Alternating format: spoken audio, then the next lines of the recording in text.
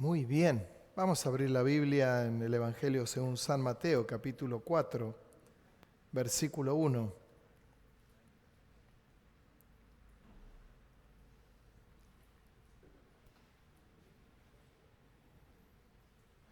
Un texto muy conocido, y yo sé que usted se va a identificar con este texto. Yo sé que se va a identificar. No lo veo a Luciano.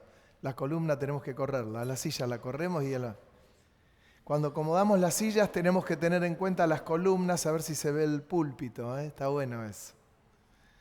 Ya demasiado lo que están haciendo cada sábado las hermanas que se juntan a ordenar todo y a limpiar todo. Muchas gracias, queridas hermanas y hermanos. Dice en Mateo capítulo 4, verso 1, entonces Jesús fue llevado por el Espíritu al desierto para ser tentado por el diablo. Y después de haber ayunado 40 días y 40 noches, tuvo hambre. Y vino a él el tentador y le dijo, si eres hijo de Dios, di que estas piedras se conviertan en pan. Él respondió y dijo, escrito está, no solo de pan vivirá el hombre, sino de toda palabra que sale de la boca de Dios. Entonces el diablo le llevó a la santa ciudad y le puso sobre el pináculo del templo y le dijo, si eres hijo de Dios, échate abajo, porque escrito está, a sus ángeles mandará acerca de ti y en sus manos te sostendrán, para que no tropieces con tu pie en piedra. Jesús le dijo, escrito está también, no tentarás al Señor tu Dios. Otra vez lo llevó el diablo a un monte muy alto y le mostró todos los reinos del mundo y la gloria de ellos. Y le dijo, todo esto te daré si postrado me adorares.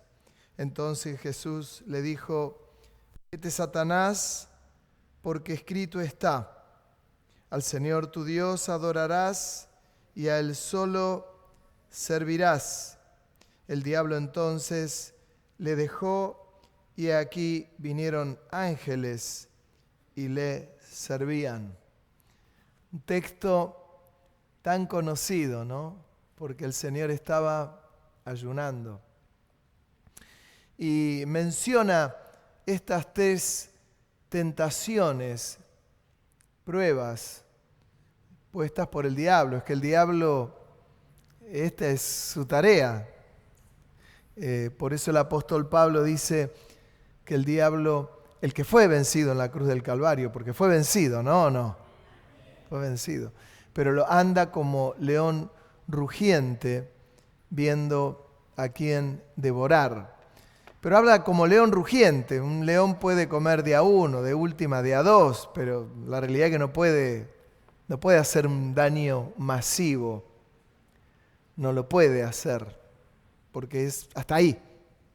Si no hubiese vencido en la cruz, sin duda que el daño era mucho mayor. Pero Jesús tuvo tres tentaciones que ustedes las conocen perfectamente, las piedras que las convierta en pan, no solo de pan vivirá el hombre, recién lo leíamos, lo pone en el pináculo del templo, arrójate que va a mandar a los ángeles que te rescaten, no tentarás al Señor tu Dios, y finalmente que lo pone en lo alto de un monte y le muestra todos los reinos de la tierra, todo esto te lo daré si me adorás postrado. Fíjense ustedes la importancia que tenía esto de postrarse, de arrodillarse. Era una forma no solamente de adoración, sino de reconocimiento de la autoridad. De paso se los digo, cada vez que nosotros nos arrodillamos y nos postramos delante de la presencia de Dios, es esto lo que estamos diciéndole a Dios. Te adoro y reconozco tu gobierno y tu señorío. Tu gobierno y tu señorío. En una oportunidad me contaba un hombre, no hace mucho tiempo, él estaba viviendo una situación determinada en su propia vida y él llega un día a su casa, estaba viviendo algo muy complicado, y abre la habitación de su hijo y lo encuentra a su hijo chiquito de rodillas y apoyado en la cama, orando por su padre.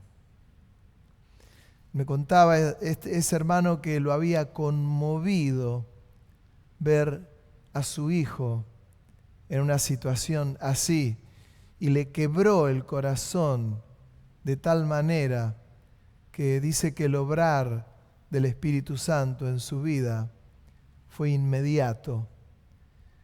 Lo bendijo de tal manera ese momento difícil que él estaba viviendo y fue tocado por el Señor y su hijo, un niño, allí arrodillado. Hay un poder impresionante cuando la iglesia se postra ante Dios. Se postra ante Dios. Y a veces uno entiende determinadas cosas y las entiende mal. Y para esto están estos lugares también, para corregirlo. A veces creemos que ese culto a Dios es una cuestión únicamente de corazón y que Él recibe mi adoración de pie y que todo bien. Pero hermano, cuando uno se postra delante del Señor, esa es una adoración profunda, genuina y que llega hasta el trono de la gracia de Dios. Y que solo de rodillas no, aun cuando uno queda totalmente tirado en el piso, adorando a Dios, derramando su corazón delante de la presencia de Dios. Toca el corazón del Señor. Muchas veces yo lo digo, hermano, vamos a arrodillarnos. Y hasta lo digo como con compasión, si tu cuerpo lo permite. Y a veces uno dice, no, y la rodilla me duele. Pero yo te puedo asegurar que si viene entra un ladrón en tu casa y te dice, ponete de rodillas y te apunta con un arma, no te alcanzan las piernas para ponerte de rodillas. No le vas a decir, tengo una imposibilidad en la rodilla. No, te apuntan con un revólver y te arrodillás porque no queda otra. Aquella historia que contaban en los años 70, había un despertar en las iglesias y había iglesias tradicionales, había iglesias que ni siquiera aplaudían en la iglesia. Levantar las manos, sacrilegio, venía uno y te las cortaba. Y estaba uno y había fuego en ese tiempo, había fuego y en forma espontánea los hermanos alababan a Dios y levantaban las manos. Eran quebrantados por el Espíritu Santo, lloraban en la presencia de Dios, eran tocados, los arrepentimientos de pecados, todo lo que usted se imagina. Y esto que les cuento es verdad. Iban dos hermanos cruzando una plaza y uno le explicaba al otro que era el Espíritu Santo que lo llevaba. Y el otro decía, yo no lo siento hacer, yo no lo siento levantar las manos y alabar a Dios, no lo siento. Y viene un ladrón, les apunta con un arma y les dice, arriba las manos. Y el que le costaba levantar las manos, uno la levanta y el otro dice, si no lo sentís, no levante las manos. Levantaron los dos enseguida las manos porque dice, me agarró la necesidad, lo sentí de golpe, claro, porque un fierro frío te empezó a apuntar y te pegaste el julepe de tu vida. Esto no es un cuento, fue real. Pasa lo mismo cuando uno está en la presencia del Señor. A veces uno dice, no lo siento, hoy me costó meterme en el culto y no era una cuestión del que dirigió el culto porque lo hizo precioso. Hay plenitud de gozo en tu presencia. Y en un momento encontré el caudal de ese caño que lleva ese caudal y me metí. Ya no me costó meterme en la presencia del Señor. Pero me costó al principio, me costó. ¿Usted qué cree que no me cuesta? Claro. Pero esto era lo que el diablo le pedía al Señor. Le pedía, dame esta autoridad. porque que vos me adores, yo te doy todos los reinos de la tierra, todo te lo doy si postrado me adorás. Y la contracara es aquellos que adoran a Satanás. Aquellos que adoran a Satanás, el Señor también les promete las piedras en pan, subite al pináculo del templo, tirate. Si me adorás, yo te voy a dar lo que vos estás buscando. Por eso hay gente que hace pactos con Satanás. Hacen pactos diabólicos por puestos de trabajo. Hacen pactos diabólicos por dinero. Hacen pactos diabólicos por amor. Vieron, a veces hay amores que son tóxicos, de hombres y de mujeres, amores desbordantes, tóxicos, enfermos. ¿Por qué creen ustedes que van a las curanderas, a los brujos, a los hechiceros? Porque hay un pacto. Hay un pacto. ¿No vieron? A veces en los avisos de los diarios ponen parapsicólogo y dice desato nudos, uno parejas, toda una serie de conceptos que da. Y la gente va y paga. Cuando un hombre la deja a la mujer o la mujer al hombre y uno de los dos va para que le haga un trabajito para que pueda volver el amor. Y ahí eso produce a la vez ataduras en la gente. Y a veces la persona ni vuelve porque no es que te tiene algo asegurado, no te tiene nada asegurado.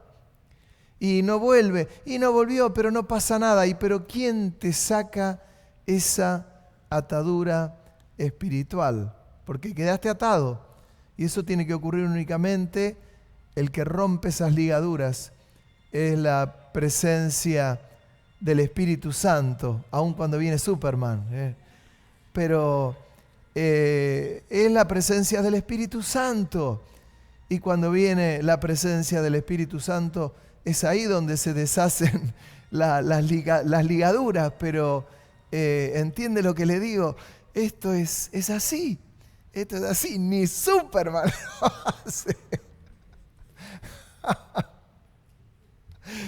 Pero es verdad. Y Satanás lo que le pedía a Jesús era esto: todos los reinos de la tierra te doy si postrado me adorás. Si postrado me adorás. Qué fuerte, qué fuerte.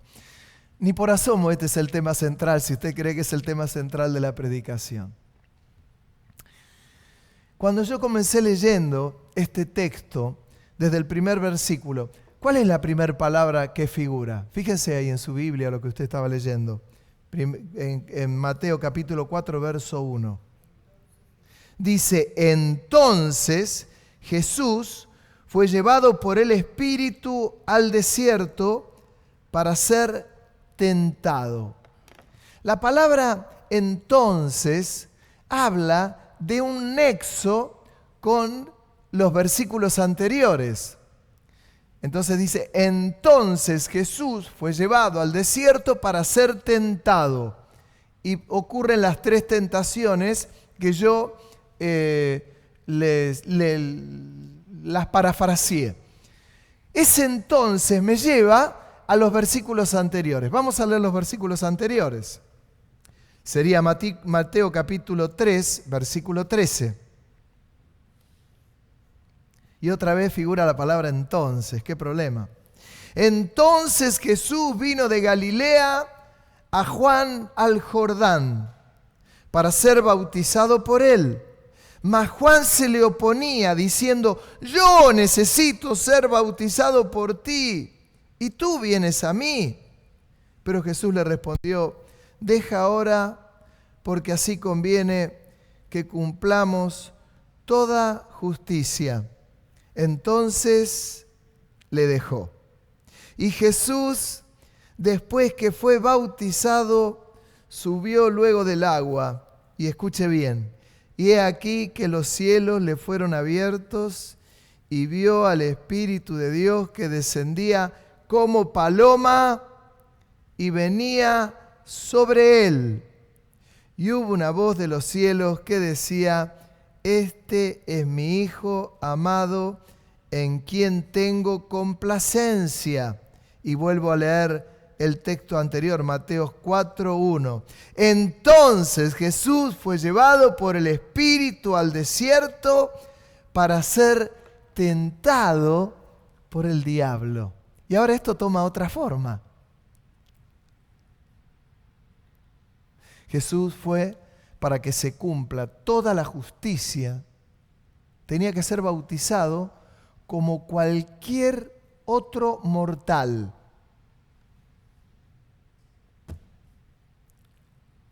Y Juan no le quería bautizar. ¿Qué te voy a bautizar? De ninguna manera. Yo tengo que ser bautizado por vos. ¿Por qué? Porque Juan sabía que él era el Mesías. Era el enviado. Era el Hijo de Dios. No lo dicen las Escrituras, pero Juan le debe haber dicho: ni muerto te bautizo yo a vos. Olvídate. Y el Señor, que lo debe haber mirado con una ternura absoluta, le dijo: bautízame porque es necesario que se cumpla toda la justicia de Dios. Y ahí no discutió más. Lo tomó, lo bautizó, y cuando ascendió del agua, dice que el Espíritu Santo descendió como paloma sobre él. Fue revestido de poder. Y una voz del cielo que dijo: Este es mi Hijo amado, de quien tengo complacencia. Este es mi Hijo amado, en quien tengo complacencia. Y ahí luego el Señor fue llevado al desierto y fue tentado. Entonces, la palabra entonces, ese nexo que también lo leímos en el segundo texto que leí entonces, y en lo anterior es cuando dice: vendrá uno después de mí que es más poderoso que yo no puedo ni desatar los cordones de su calzado. Y hablaba de Jesús, quien no podía él ni desatar los cordones de su calzado. Sin embargo vino ese y le dijo: necesito que me bautices. ¿Cómo te voy a bautizar? Y le dejó que le bautice. ¿Dónde estaba el gran secreto, el gran regalo de lo alto?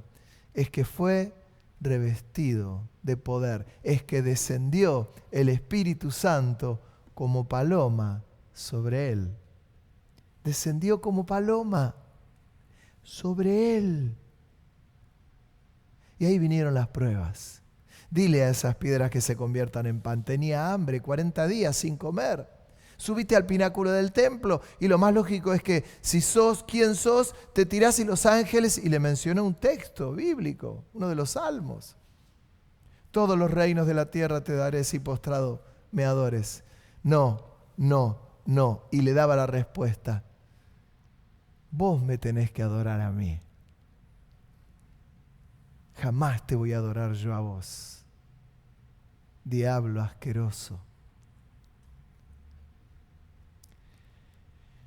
Secretos.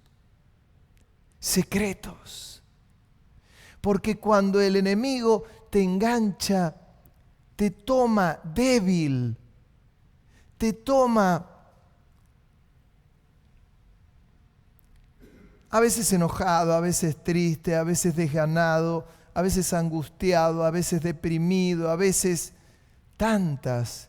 Y él te ve débil, o me ve débil, o nos ve débiles.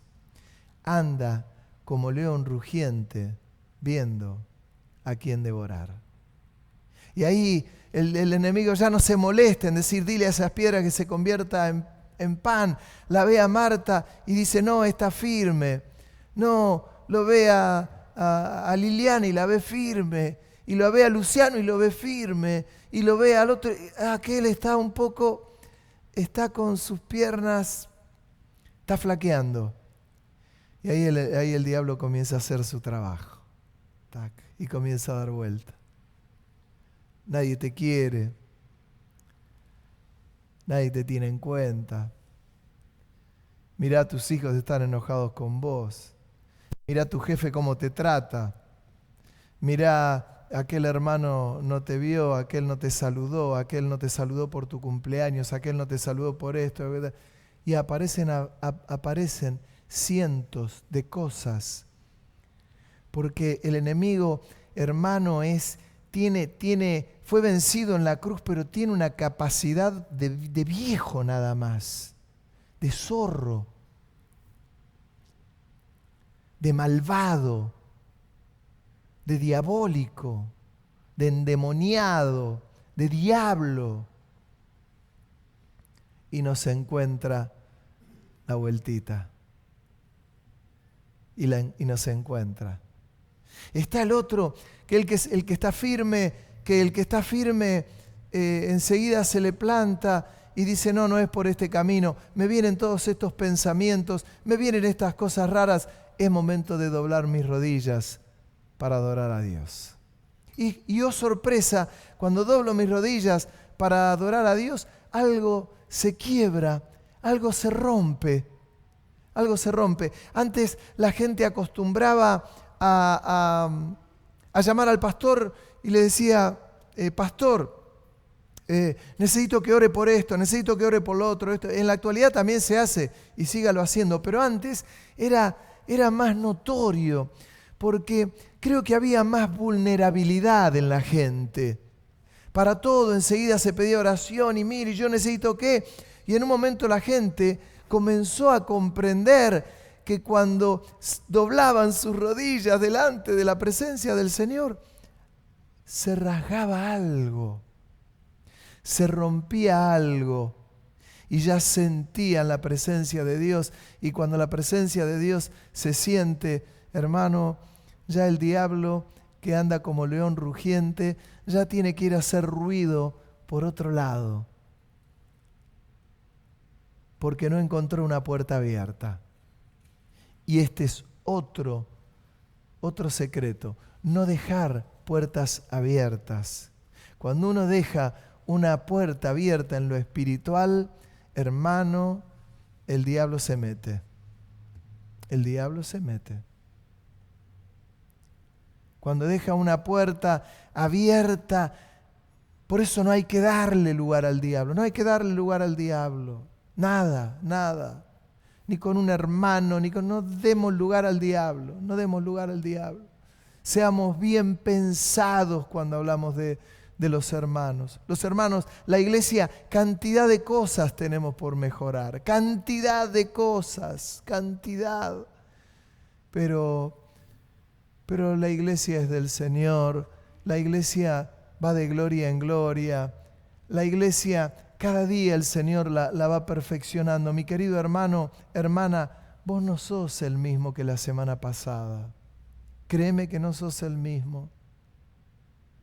Porque si has mantenido una relación cercana con el Señor, hay algo que se fue purificando en tu vida, que fue transformándose, que fue trabajado por el Espíritu Santo. Algunos de ustedes los conozco hace muchos años y los progresos que puedo ver en la vida de ustedes son notorios.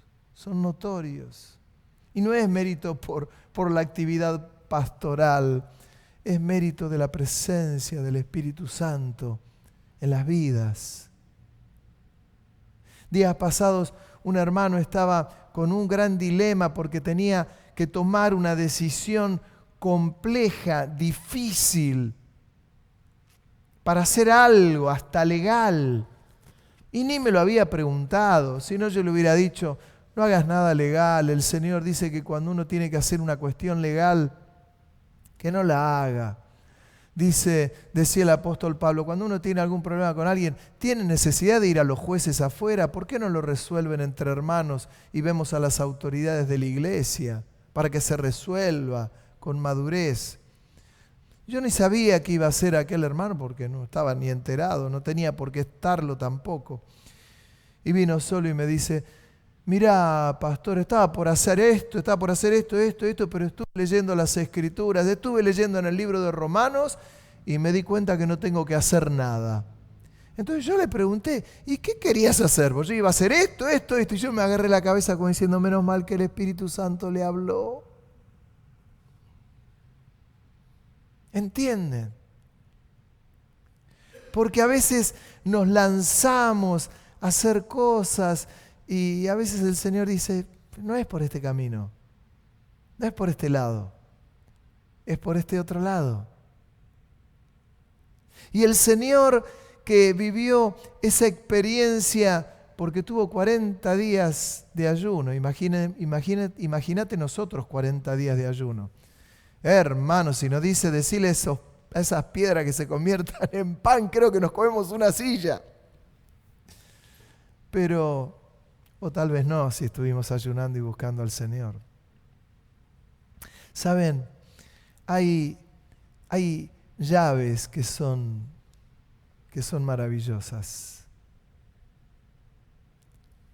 Y una de las llaves es que tenemos que ser revestidos del poder de Dios. Revestidos. Tenemos un hermano en la iglesia que lo han citado, él tiene una trayectoria importante para ser director de una obra, de una empresa municipal o provincial, un cargo altísimo. Fue a una selección, seleccionaron a varios, de esos varios quedaron 4. Entre esos 4 está nuestro hermano, un hermano nuestro. Y yo estoy orando para que, Señor, dale ese cargo a él. Pero siempre le digo al Señor, Señor, pero que se haga tu soberana voluntad. Tu soberana voluntad. Si le va a hacer mal ese cargo, Señor, no se lo des. Pero tiene un perfil tan lindo, es un hermano tan lindo que yo digo, Señor, dale ese cargo. Pero cuando el Señor le dé, si le llega a dar ese puesto, se va a tener que amacar después. Se va a tener que amacar, porque es un puesto muy importante. Y siempre sirve al Señor, y ahí Él puede demostrar que está en un puesto importante, que es alguien notorio y que puede servir a Dios. Pero para esto tiene que ser revestido también de poder, cada día. Imagínense qué ocurre en el mundo. En el mundo se obtienen puestos así y lo primero que uno piensa, la corrupción que va a haber ahí. Es más, muchos de ellos se corrompen. No hay a veces honestidad. Hay contactos, hay arreglos, y este hermano que yo lo conozco y es maravilloso, no va a caer en nada de esto, pero que el Espíritu Santo lo revista. Amén.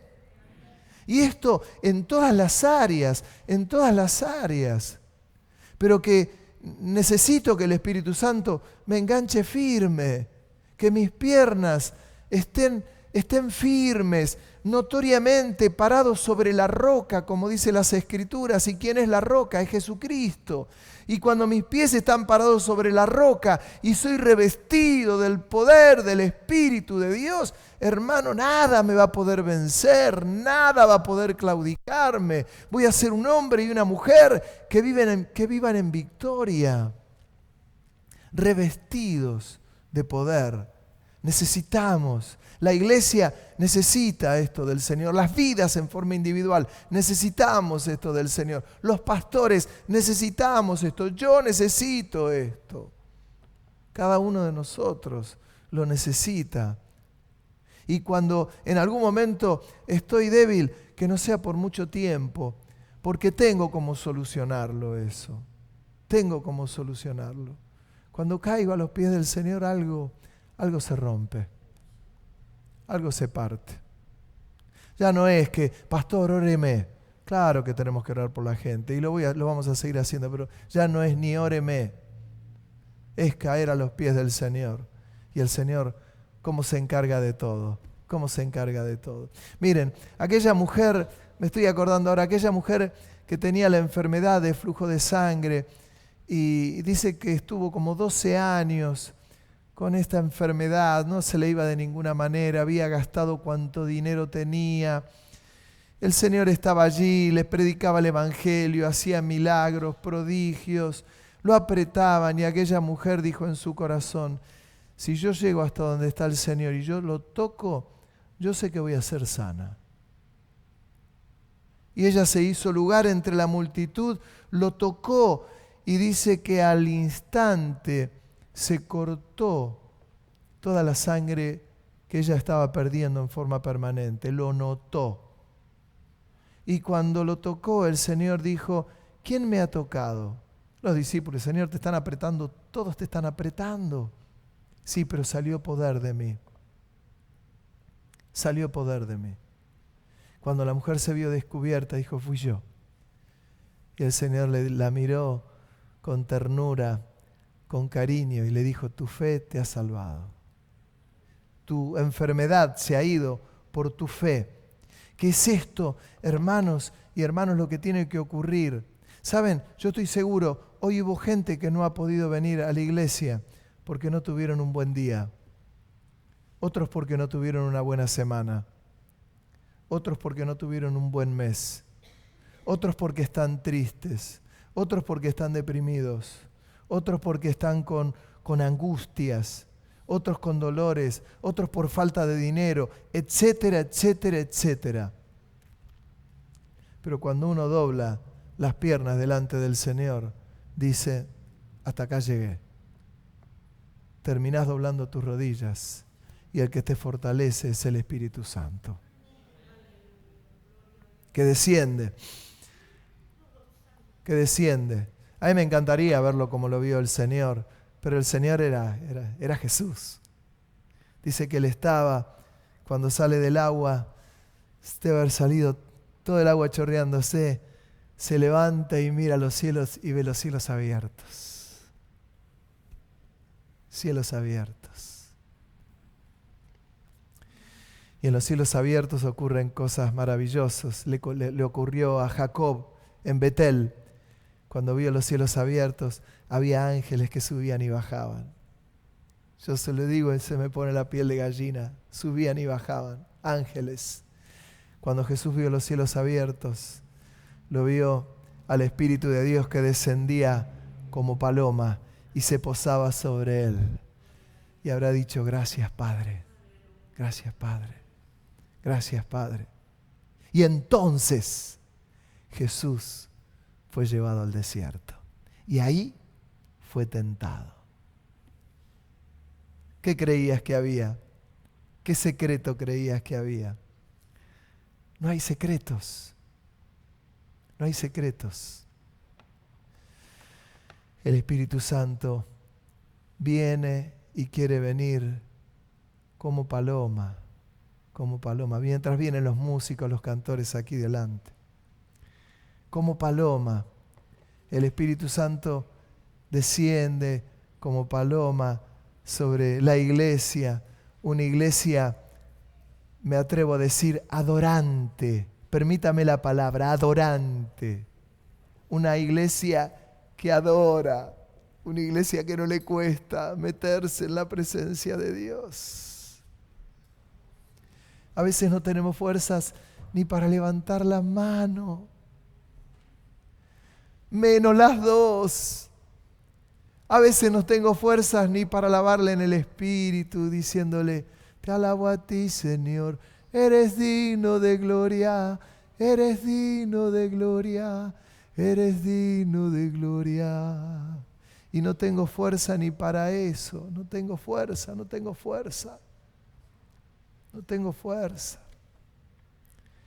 Pero cuando me postro a los pies del Señor, algo pasa maravilloso, maravilloso. No está reservado para los pastores, para los apóstoles, para los profetas, para evangelistas o maestros. No está reservado para los diáconos y ancianos, para los que tienen dones, para los que sirven. Está reservado para la totalidad de la iglesia, que es el cuerpo de Cristo.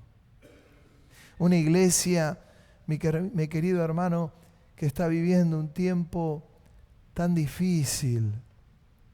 Escuchó lo que dijo el presidente de los Estados Unidos. Estamos a las puertas de la Tercera Guerra Mundial. ¿No le parece que es serio el tema? Estamos en un país productivo, no estamos en un país con una crisis tremenda, pero con un país rico. Pero con todo esto que está pasando en el mundo, con puertos cerrados en distintos lugares, en Ucrania, etcétera, etcétera, África comienza a pasar hambre. Y los países comienzan a pasar hambre. ¿Le parece que no necesitamos una iglesia llena del Espíritu Santo? Yo veía un video hace poco de la iglesia en uno de los países más pobres del mundo, en África.